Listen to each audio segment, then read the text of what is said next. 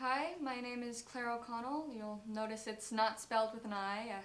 When I was 4, I was at a birthday party. They spelt it wrong and I got super frustrated. Haven't introduced myself any differently since. My parents named me after an island in Ireland because they heard a song by the Saw Doctors about it. Anyways, I will be performing a monologue from Dog Sees God and No One Else from NATASHA, PIERRE, and the Great Comet of 1812. I appreciate that you have taken the time out of your day to watch me perform these, and I look forward to talking to you. I was pregnant. Don't worry, it's not yours. But I had just gotten an abortion the day before, and the next day in biology we're learning about reproduction, and I'm listening to Miss Rainey talking about fallopian tubes, the uterus, eggs, and I'm feeling sick to my stomach already, just trying to zone out on anything I can. So I focus on this note over Miss Puritanical Princess's shoulder. And she's saying to her friend how happy she is, that she's a virgin, and how she's going to stay that way until she's married, and how repulsed she is by people like me at our school. So, without thinking, I reached into my pocket and pulled out my cute little red Bic lighter, and I lit her cute little red hair on fire. And every day in therapy they ask me if I'm sorry yet, and I just can't be, no matter how hard I try. People like that make me sick. They've made me sick. I am officially sick. Psychotic, unrepentant, and unremorseful. I've been branded a sociopath, and I have no choice but to believe it. We've done this all before. We were angels once. Don't you remember? Joy and life inside our souls, and nobody knows, just you and me. It's our secret. This winter sky. How can anyone sleep? There was never such a night before. I feel like putting my arms around my knees, squeezing tight as possible, and flying away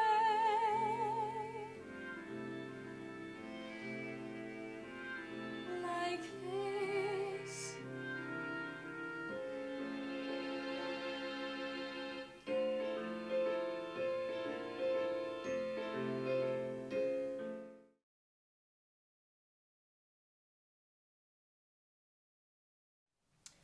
Hi, I'm Katie GARD.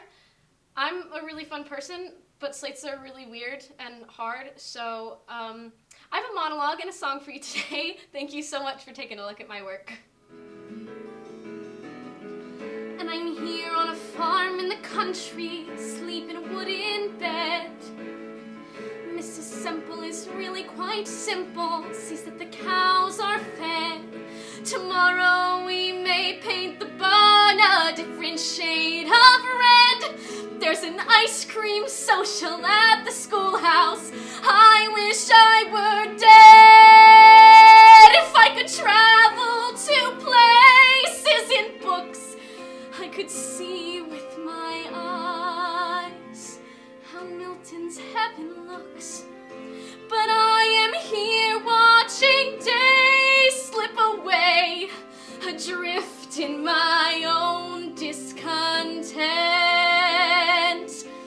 Though you showed me kindness and changed my life, I must confess, why would you set me free only to imprison me? I couldn't know someone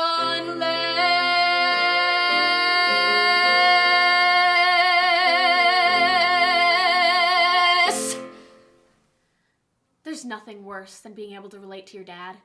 I remember when mine turned 45 a few years ago, and it was like when he woke up that morning, a switch had been flipped in his brain that put him into midlife crisis mode. He spent the day browsing for listings for used convertibles. Every time Mom walked by the computer, he'd click over to a news site. Finally, she asked, "What are you looking at?" "Nothing," he replied, clearly looking at something. "It's not what you think." "What do you think I think it is?" There was no good answer to this question. Finally, he answered, "I won't do it again." Mom walked away. Dad went back to looking at convertibles. That night, Mom served soup. There was a Hot Wheels convertible at the bottom of the bowl that had been set on fire and sawed in half. Dad didn't look at any more convertibles on the internet after that. I thought he was done. I hoped he was done. I needed him to be done. He wasn't done. He started dyeing his hair. He didn't dye it blue or purple. No, he dyed it brown. I don't know the name of the exact shade, but I would call it too benignly masculine to be naturally occurring brown, or just man brown. I'd have felt sorry for him except for the fact that too much of my emotional bandwidth was being eaten by embarrassment. But at the same time, I got that he was in an awkward period of transition, because I was in one too. I'd been a kid not too long ago, and suddenly I wasn't. And I didn't want to be. Except for sometimes when I did.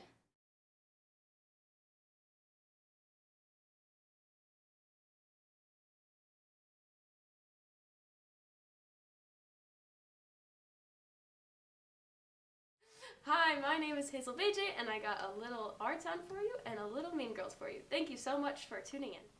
Well, up to a year ago, I used to like you a lot. And I used to watch as you did everything because we've been friends so long. Then you began spending all your time at baseball, and you never stopped to speak to anybody anymore, not even your own family you didn't. And George, it's a fact. You've gotten awful conceited and stuck up, and all the girls say so. They may not say so to your face, but that's what they say about you behind your back. And it hurts to hear them say that. But I've got to agree with them a little. I'm sorry if it hurts your feelings, but I can't be sorry I said it. Guess it's natural for parents to cry on their kid's first day of school, but you know, that usually happens when the kid is like 5. I'm 16, and up until today, I've been homeschooled. I know what you're thinking. Homeschooled kids are usually freaks and that we're weirdly religious or something.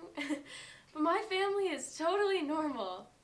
Except for the fact that my parents were research zoologists and we spent the last 12 years in Africa.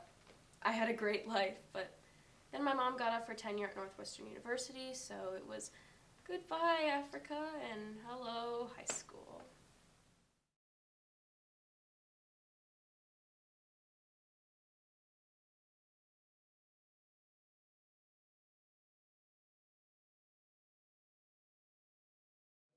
My name is Margaret BACHE, and I'm doing a monologue from Ransom of Red Chief and a song from 13 the Musical. Thank you for taking a look at my work.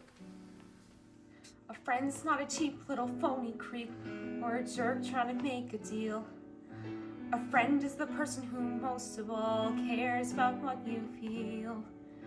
And nothing is harder than learning a friend isn't real. A friend passes notes back and forth all day, doesn't care you can't spell. A friend knows you got a crush on your teacher, but a friend would never tell. A friend's outside waiting the moment you both hear the bell. And if your heart is always breaking, 'cause the world is just not there, when you're at your worst, your friend's the first one there, giving you something to lean on. And that's what it means to be a friend. I like this spot. I've never camped out before, but I had a pet possum once. I was 10 on my last birthday. I hate to go to school. Do you think there's any real Indians in these woods? My father has a lot of money. Are stars hot? I whipped Ed Walker twice. I don't like girls. Are you gonna eat your bacon, Sam? Let's go scalping before we go to bed. Let's go. If a parrot can talk, why not a monkey or a fish?